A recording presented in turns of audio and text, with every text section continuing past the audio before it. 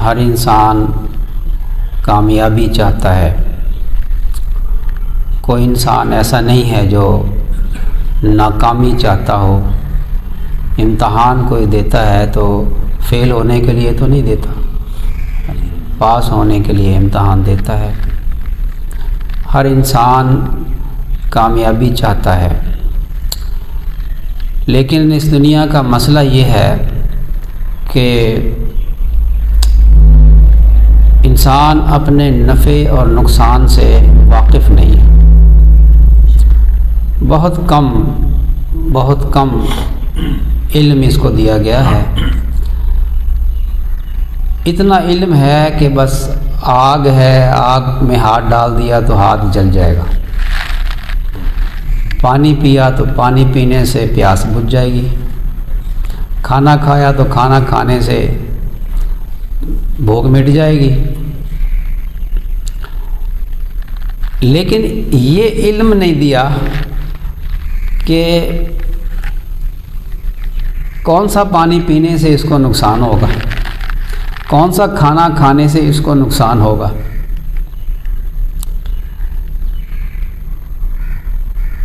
اللہ تعالیٰ نے وحی کے ذریعے سے ہمیں نفع نقصان بتائے ہیں. پاک صاف پانی پئیں گے تو وہ حلال، روزے میں پئیں گے تو وہی پانی اس کے لیے حرام، اور شراب بھی ایک پانی ہے وہ حرام. یہ نہیں جانتا کہ شراب پینے کا نقصان کیا ہوگا.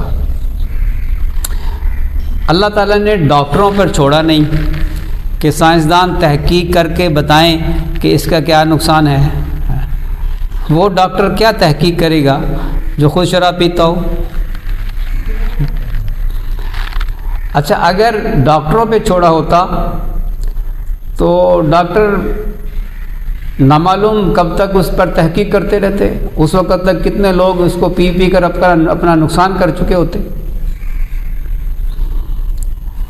اچھا، ڈاکٹروں کا حال تو یہ ہے، سائنسدانوں کا حال تو یہ ہے کہ ایک بات پر تحقیق کرتے ہیں اور پھر بتاتے ہیں کہ جی اس کے یہ فائدے، اس کے یہ نقصان. پھر 10 سال کے بعد کوئی اور سائنسدان آتا ہے اور آ کر پھر ریسرچ کرتا ہے اور کہتا ہے کہ نہیں، وہ اس سائنسدان نے غلط ریسرچ کی تھی، اس کے یہ فائدے نہیں ہیں جو اس نے بتائے تھے، بلکہ اس کے یہ نقصان ہیں. تو ساری زندگی تو اسی ریسرچ میں ہی گزر جائے گی. اللہ تعالیٰ شانہ نے انبیاء علیہ السلام کے ذریعے اپنے بندوں کے اوپر مہربانی فرمائی، احسان فرمایا کہ بندوں کو نفع نقصان کی چیزیں اللہ نے اپنے نبیوں کے ذریعے سے بتا دی. یہ کھاؤ گے، یہ حلال ہے، یہ حرام ہے. یہ ان پرندوں کا گوشت حلال ہے، ان پرندوں کا گوشت حرام ہے. ان جانوروں کا گوشت حلال ہے، ان جانوروں کا گوشت حرام ہے. خنزیر کا گوشت حرام ہے. یہ کرسچن کھاتے ہیں نا، عیسائی کھاتے ہیں، عیسائیت میں بھی حرام ہے. حضرت عیسیٰ علیہ السلام جب تشریف لائیں گے نا تو خنزیر کو قتل کر دیں گے. یعنی جہاں کہیں خنزیر نظر آئے گا اسے قتل کروا دیا جائے گا، خنزیر کی نسل ہی ختم کروا دی جائے گی. صلیب کو توڑ دیں گے حضرت عیسیٰ علیہ السلام اور خنزیر کو قتل کر دیں گے. جزیے کو موقوف کر دیں گے. اب مسلمان ہو جاؤ یا پھر ختم، پوری دنیا میں اسلام ہی اسلام ہوگا. اور جتنے عیسائی ہوں گے اس وقت قرآن کہتا ہے کہ وہ سب مرنے سے پہلے حضرت عیسیٰ علیہ السلام کے ہاتھ پر ایمان لے آئیں گے، وہ مسلمان ہو جائیں گے. یہودی سارے قتل ہو جائیں گے حضرت عیسیٰ علیہ السلام کے ہاتھوں، جو بچیں گے وہ مسلمان ہو جائیں گے. اور عیسائی یہ سب وہ کیسے آیت ہے، وَإِن مِّنْ أَهْلِ الْكِتَابِ إِلَّا لَيُؤْمِنَنَّ بِهِ قَبْلَ مَوْتِهِ، کہ حضرت عیسیٰ علیہ السلام کے انتقال سے پہلے تمام اہل بیت، اہل کتاب وہ حضرت عیسیٰ علیہ السلام پر ایمان لے آئیں گے، یعنی مسلمان ہو جائیں گے۔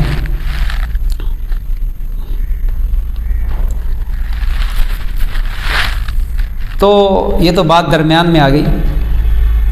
خنزیر کا گوشت حرام ہے، اور یہ اتنا حرام ہے، یہ ایسا جانور ہے کہ اگر آپ کسی کتے کو ہاتھ لگا دیں نا، اگر کتے کو وہ خشک ہے اور اس کے خشک ہاتھوں کو کتے کے جسم پہ لگا دیں، گیلا نہ ہو، تو ہاتھ ناپاک نہیں ہوتا، یا کسی مفتی سے مسئلہ پوچھ لے۔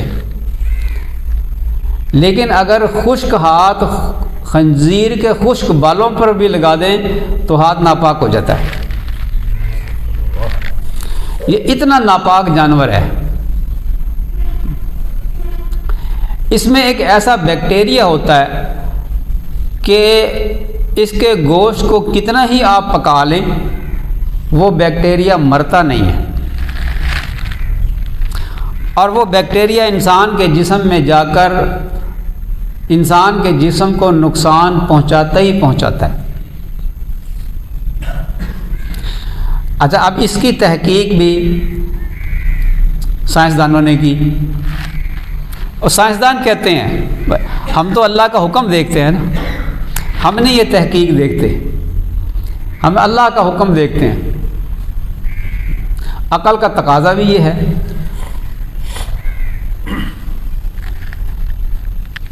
کہ جو چیز ہم نہیں جانتے تو جاننے والے پر اعتماد کریں۔ عقل مند کا تقاضا یہ ہے۔ اندھا جو ہے نا، اندھا کہیں جا رہا ہو اور آگے گڑھا ہو، تو کوئی آنکھوں والا اس کو کہے کہ آگے گڑھا ہے، اور یہ کہے مجھے پتہ ہے، تو وہ گرے گا اس کے اندر۔ اس کی کامیابی یہ ہے کہ آنکھوں والے کی بات کو مانے۔ تو ہم سب اندھے ہیں، اور اللہ کے نبی صلی اللہ علیہ وسلم آنکھوں والے ہیں، اور آپ علیہ الصلوۃ والسلام کا رابطہ اللہ کے ساتھ ہے، اور اللہ نے حضرت جبریل علیہ السلام کے ذریعے وحی نازل فرمائی۔ اور وحی جو ہے نا، وحی ایک تو قرآن وحی ہے، اس کو وحی مطلوب کہتے ہیں، مطلوب تلاوت جس کی جاتی، اور ایک وحی غیر مطلوب ہے، اس کی تلاوت نہیں کی جاتی۔ وہ کون سی ہے؟ وہ حدیث شریف ہے، اس کی دلیل قرآن سے ہے۔ وما ينطق عن الهوى ان هو الا وحی یوحى۔ اللہ کے نبی صلی اللہ علیہ وسلم اپنی خواہش نفس سے نہیں بولتے، بات نہیں کرتے، بلکہ وہ اللہ کی طرف سے وحی ہوتی ہے۔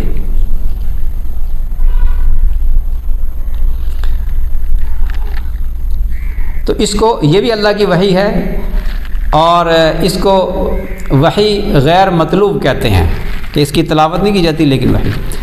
تو اللہ کے نبی صلی اللہ علیہ وسلم آنکھوں والے ہیں۔ آپ علیہ الصلوۃ والسلام کو جبریل علیہ السلام نظر آتے تھے، غیب کا نظام اللہ تعالیٰ دکھاتا تھا اپنے نبی صلی اللہ علیہ وسلم کو۔ ابھی میں بات کر رہا تھا ایک حدیث شریف کی، میں اس پر حیران ہوتا ہوں، مجھے پوری صحیح طرح تو ابھی یاد نہیں ہے، کہیں حدیث ڈھونڈ کر پھر اسے یاد کریں گے۔ اس میں نبی کریم صلی اللہ علیہ وسلم نماز پڑھانے کے بعد مصلی پر تشریف فرما تھے، غالباً فجر کی نماز کا وقت تھا۔ نماز کے بعد آپ علیہ الصلوۃ والسلام نے اپنا ہاتھ آگے بڑھایا، ایسے جیسے کسی چیز کو پکڑنا چاہتے ہیں، پھر پیچھے ہٹا لیا، پھر آگے کیا ایسے پکڑنے کے لیے، پھر پیچھے ہٹا لیا۔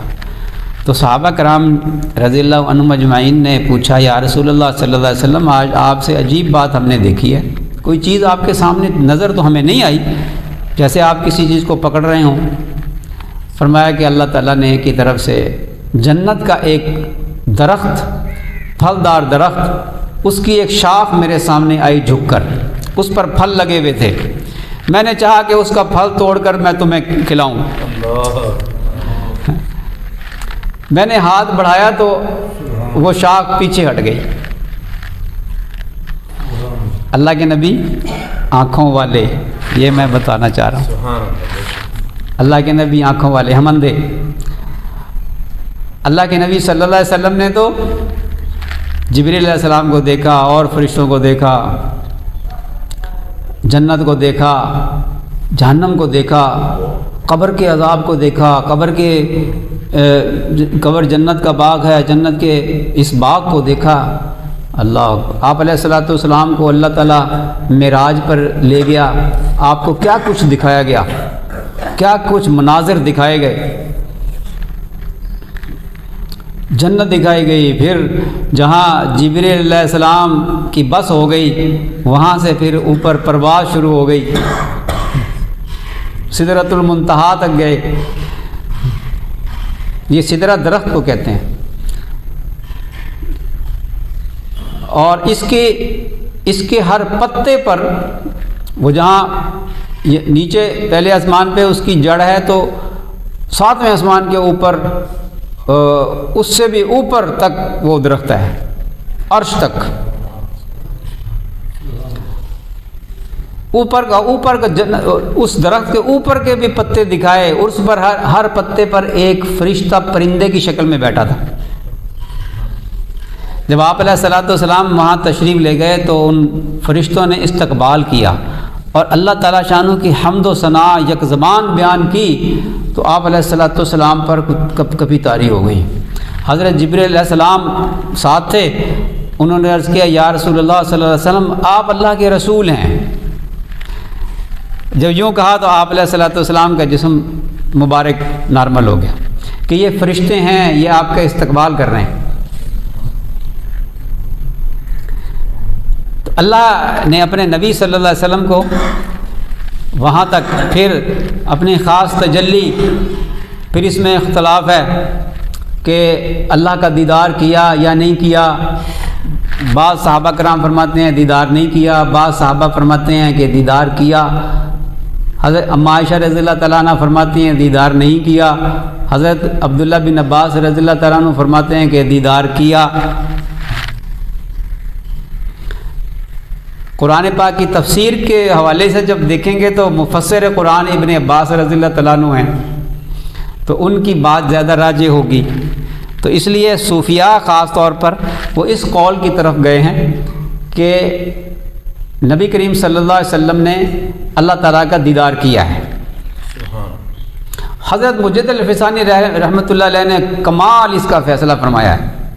وہ فرماتے ہیں کہ حضرت عائشہ رضی اللہ تعالیٰ عنہ کی بات بھی ٹھیک ہے، انہوں نے آیت پڑھی کہ کوئی آنکھ اس کا ادراک نہیں کر سکتی۔ حضرت موسیٰ علیہ السلام بھی اللہ کا دیدار نہیں کر سکے، وہ تو تجلی ڈالی تھی، تو اللہ تعالیٰ شانہ نے فرمایا تھا، جب انہوں نے فرمائش کی حضرت موسیٰ علیہ السلام نے کہ اے اللہ میں آپ کا دیدار کرنا چاہتا ہوں، آواز سنتے تھے نا، کلام ہوتا تھا، جب کلام محبوب کا سنتے تھے تو دل تڑپتا تھا کہ دیدار بھی ہونا چاہیے محبوب کا، تو وہ بے چین ہوتے تھے کہ اے اللہ دیدار کروا۔ اللہ تعالیٰ نے فرمایا کہ اے موسیٰ لم ترانی، تو مجھے نہیں دیکھ سکتا، تیری آنکھیں تو ہیں نا وہ مجھے نہیں دیکھ سکتی۔ کہ نہیں، حضرت موسیٰ علیہ السلام نے ضد لاڈلے نبی تھے کہ نہیں اللہ مجھے دیدار کروا، تو اللہ تعالیٰ نے فرمایا کہ اچھا پہاڑ کی طرف دیکھو، طور کی طرف، تو اگر یہ اپنی جگہ ٹکا رہا نا تو پھر تم میرا دیدار کر سکو گے۔ اللہ نے تجلی ڈالی تو تجلی جو ہی پہاڑ پہ گری، حضرت موسیٰ علیہ السلام اس کو دیکھ کر ایک دم بے ہوش ہو گئے۔ ابھی اللہ نے دیدار نہیں کروایا تھا، فرمایا تھا کہ اس تجلی کو تم نے دیکھ لیا تو پھر دیدار کر سکو گے۔ اگر حضرت موسیٰ علیہ السلام دیدار کر لیتے تو اللہ تعالیٰ نے تو یہ فرما دیا تھا کہ لم ترانی، تو نہیں دیکھ سکتا، تو پھر یہ تو غلط بات ہو گئی نا، یہ تو بات نص کے خلاف ہو جائے گی۔ تو اس لیے جو حضرات یہ کہتے ہیں کہ حضرت موسیٰ علیہ السلام نے دیدار کر لیا تھا، تجلی کا دیدار کر لیا تھا، وہ قرآن پاک کی آیت کے خلاف ہے۔ حضرت موسیٰ علیہ السلام دیدار نہیں کر سکے، تو حضرت عائشہ رضی اللہ تعالیٰ عنہ فرماتی ہیں کہ حضرت موسیٰ علیہ السلام دیدار نہیں کر سکے، یہ قرآن کی آیت کہتی ہے کہ کوئی آنکھ اللہ کا دیدار نہیں کر سکتی۔ تو وہ فرماتے ہیں کہ حضرت مجد الفسانی رحمۃ اللہ فرماتے ہیں کہ وہ بھی صحیح فرماتی ہیں کہ اس دنیا میں کوئی اللہ کا دیدار نہیں کر سکتا، اس دنیا میں جنت میں تو ہوگا نا، کیوں جی سارے مانتے ہیں کہ نہیں؟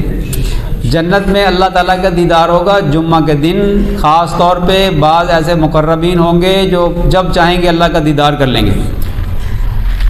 جمعے کے دن تو جمعہ بازار لگے گا اور اللہ تعالیٰ ایک محفل قائم فرمائے گا اور اللہ سب کو دیدار کروائے گا۔ یہ تو سارے مانتے ہیں۔ اب سنیے، اللہ تعالیٰ نے اپنے پیارے نبی صلی اللہ علیہ وسلم کو جو دیدار کروایا وہ یہاں اس دنیا میں نہیں کروایا، وہ اس جہان میں لے گیا۔ تو وہ کیا تھا؟ وہ جب آپ صلی اللہ علیہ وسلم کا سینہ مبارک شک کر کے جو دل نکالا، وہ نور ایک بھرا جا رہا تھا۔ یہ جہاز جب راکٹ اوپر جاتا ہے نا تو اس کا خاص فیول ہوتا ہے، اس فیول کے ساتھ راستے میں کتنی لیئرز ہوتی ہیں، ان کو کراس کرنا ہوتا ہے، اور کراس کر کے پھر وہ جا کے مریخ میں اترتا ہے۔ راستے میں بڑی رکاوٹیں ہیں۔ تو یہ جو کیا گیا تھا آپ علیہ الصلوۃ والسلام کے ساتھ، آپ کو تیار کیا گیا آسمانوں کی سیریں کروانے کے لیے، پھر جنت لے جانے کے لیے آپ علیہ الصلوۃ والسلام کو لے جایا گیا۔ جنت کی سیر کی کہ نہیں کی معراج میں؟ تو جنت میں معراج ہو اور جنت کی سیر ہو اور جنت میں جنت والے کا دیدار نہ ہو۔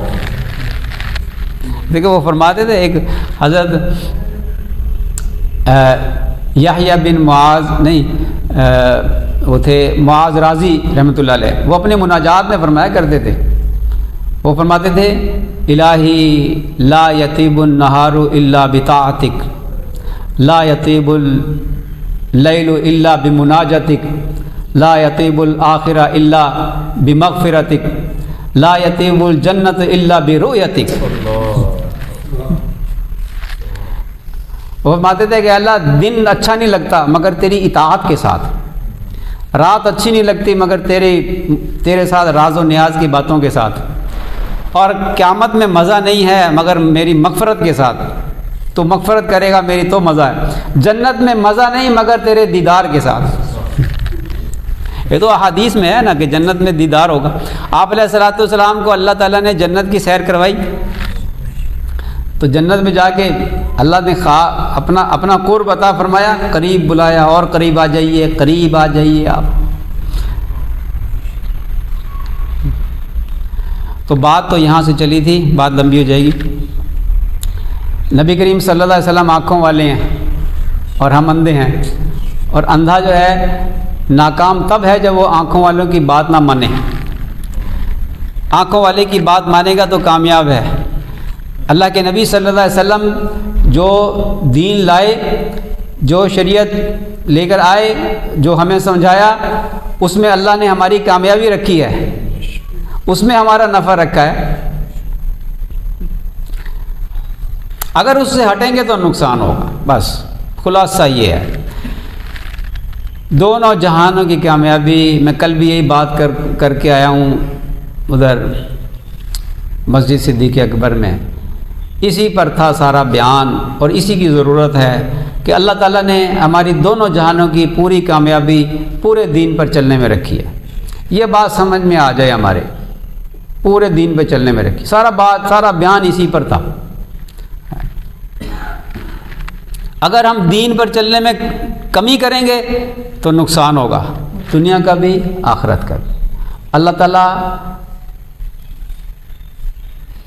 بے نمازی، روزہ چھوڑنے والا، گناہ کرنے والا، اس کے چہرے سے صلح کا نور ہٹا دیتا ہے۔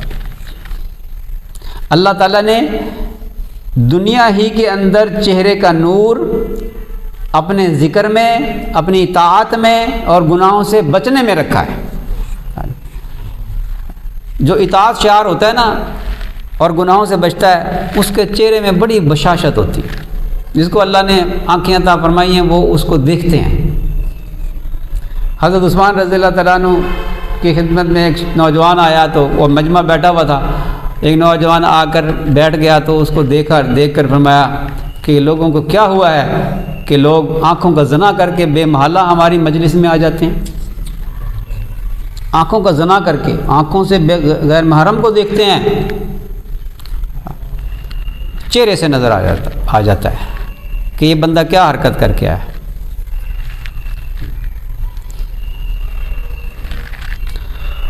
تو چہرے کا نور بھی اللہ نے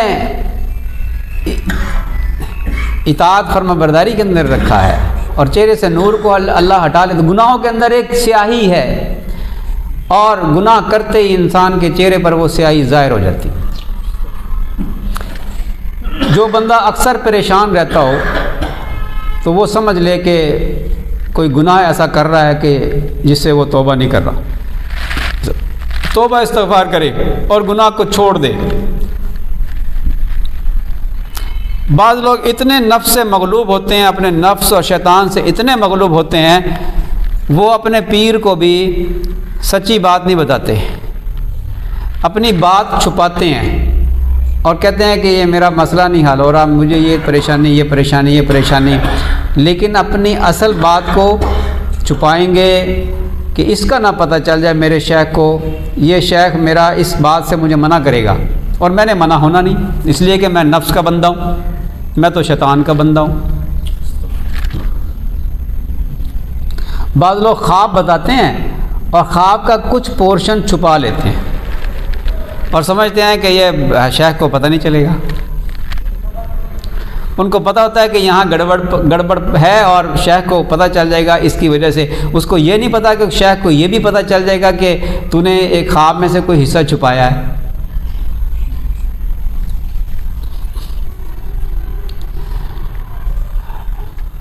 تو گناہوں سے نحوست ہوتی ہے اور برکت اٹھ جاتی ہے، اور نیک اعمال سے برکت ہوتی ہے اور چہرے پہ نور بھی اللہ تعالیٰ عطا فرما دیتا ہے۔ اس لیے عقل مندی یہ ہے کہ ہم اللہ اور اس کے رسول صلی اللہ علیہ وسلم کے احکام پر عمل پیرا ہوں، اور تھوڑی زندگی ہے اور یہ نہ ہو کہ پچھتاوا ہو۔ عقل مند انسان وہ ہے جو مرنے سے پہلے مرنے کی تیاری کر لے۔ اللہ تعالیٰ مجھے بھی سمجھ عطا فرمائے۔ باتیں تو بھائی وہی ہیں جو پہلے بھی آپ سنتے رہتے ہیں، ہمیں بیان تو ایسا کرنا نہیں آتا کہ لچھے بدار کوئی تقریر کر دیں، ہم وہی باتیں ہیں جو بار بار کرتے ہیں تاکہ ایک ماحول بنے اور کوئی دل میں بات اتر جائے۔ کوشش ہوتی ہے کہ دل سے نکلے بات اور دل میں اثر کر جائے۔ یہ معاملہ دل کا ہے، اصل میں نا معاملہ دل کا ہے۔ دل بن گیا تو بس یوم لا ينفع المال ولا بنون الا من اتى اللہ بقلب سلیم۔ اس دن نہ مال کام آئے گا، نہ اولاد کام آئے گی، بیٹے کام نہیں آئیں گے، الا من اتى اللہ بقلب سلیم، جو قلب سلیم لے کر آئے گا بس وہ کام آئے گا۔ قلب سلیم تو قلب، دل پہ محنت یہ ضروری ہے۔ دل بن گیا، یہ دل جو ہے برائیوں سے پاک ہو اور اس کے اندر اللہ کی محبت ہو۔ اللہ کی محبت ہو تو ساری بیماریاں نکل جاتی ہیں دل سے۔ کسی کی محبت آ جائے نا تو وہ ساری محبتیں پیچھے ہٹ جاتی ہیں۔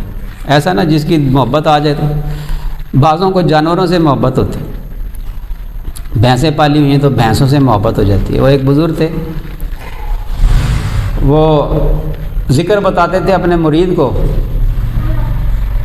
وہ کہتا تھا کہ ہوتا نہیں ہے، میں مراقبہ کرتا ہوں، میرے توجہ بنتی نہیں ہے، ذکر مجھ سے ہوتا نہیں۔ تو بزرگوں نے فرمایا کہ اچھا مجھے یہ بتا کہ تجھے سب سے زیادہ محبت کس چیز سے ہے؟ اس نے کہا مجھے اپنی بھینس سے محبت ہے سب سے زیادہ۔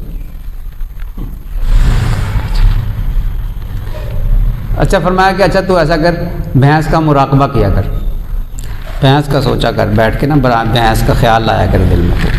اب بڑا عجیب علاج تو بھینس کا مراقبہ کر رہا ہے۔ کچھ دنوں کے بعد بلایا اس کو، آواز دی تو وہ دوسرے کمرے میں تھا، وہاں سے جب آنے لگا تو کہنے لگا کہ حضرت کیسے آؤں، میرے سینگ اڑتے ہیں۔ فرمایا کہ ہاں اب کام بن گیا، یہ فنا فل جاموس ہو گیا ہے، جاموس بھینس کو کہتے ہیں۔ اب یہ فنا ہو گیا ہے بھینس میں، محبت اس کی پکی ہو گئی ہے اس کے اندر بھینس کی، اب مسئلہ حل ہو گیا۔ یہ کاملین کر سکتے ہیں. اگلی بات جو میں سنانے لگا ہوں نا وہ حیران کن ہے. یہ ہر ایک کی بات، ہر ایک کے بس کی بات نہیں ہے.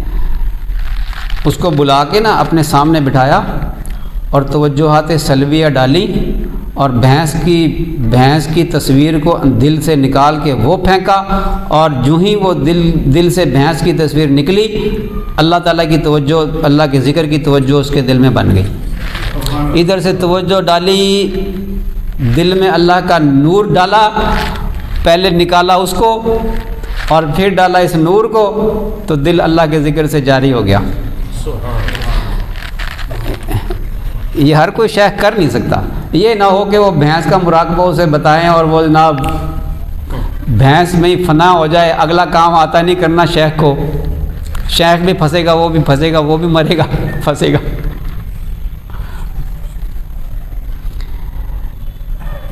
تو دنیا کی محبت، بات یہ مجھے یہاں ایسے یاد آیا کہ جس کی محبت ہوتی ہے نا، بس وہ محبت جس محبوب ہر طرف نظر آتا ہے، ہر چیز پیچھے ہٹ جاتی ہے. اللہ کی محبت اگر ہمارے دل میں آ گئی نا، یہ ساری باتیں، ساری دوسری چیزیں، دنیا کی محبت سب پیچھے ہٹ جائیں گی. مشائخ صوفیہ اسی کی محنت کرواتے ہیں، خصوصاً ہمارے سلسلہ نقش بندیہ کے حضرات دل پر محنت کرواتے ہیں. سب سے پہلے دل پر محنت کروا کے دل میں اللہ کی محبت کی چاشنی بھرنے کی کوشش کرتے ہیں. یہ سب سے پہلا کام ہوتا ہے نقش بندیوں کا. دیگر سلاسل والے پہلے ضربیں لگوا کے لا الہ الا اللہ کا ذکر کروا کے نا اندر سے نکالتے ہیں سب کچھ، اور پھر آہستہ آہستہ اللہ اللہ کے ذکر پر لاتے ہیں. ہمارے ہاں سلسلہ نقش بندیہ پہ سٹارٹ ہی میں اللہ اللہ کا ذکر کرواتے ہیں اور دل میں اللہ کا نور بھرتے ہیں، اور اللہ کی محبت کی چاشنی وہ دل میں بھرتے ہیں. اس کا نتیجہ کیا ہوتا ہے کہ اس کا نتیجہ یہ ہوتا ہے کہ جب دل منور ہو جاتا ہے، روشن ہو جاتا ہے، تو آنکھوں کی بھی حفاظت ہوتی ہے. جیسے وہ شخص جس کی بھینس میں وہ فنا ہو گیا، تو اب اسے کوئی بھی چیز نظر نہیں آ رہی، بھینس ہی بھینس نظر آتی ہے ہر طرف. تو یہ جس کو فنائیت نصیب ہو جاتی ہے، اللہ کی ذات میں فنا ہو جاتا ہے، تو اب اس کو ہر طرف اللہ کا ہی خیال رہتا ہے. پھر اس کا دیکھنا بھی اللہ کے حکم کے تابع ہو جاتا ہے، سننا بھی، بولنا بھی، ہر چیز سوچنا بھی اللہ کے حکم کے تابع ہو جاتا ہے. تو یہ منور ہو جاتا ہے، اس کا دل منور ہوتا ہے، پھر سارے لطائف منور ہوتے ہیں، پھر پورا جسم منور ہوتا ہے، پوری روح اس کی منور ہوتی ہے.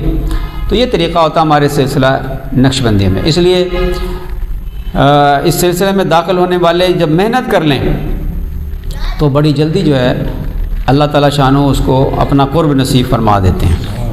یہ شارٹ راستہ ہے اللہ تک پہنچنے کا، اور سپیڈ بھی اس کی بڑی ہے.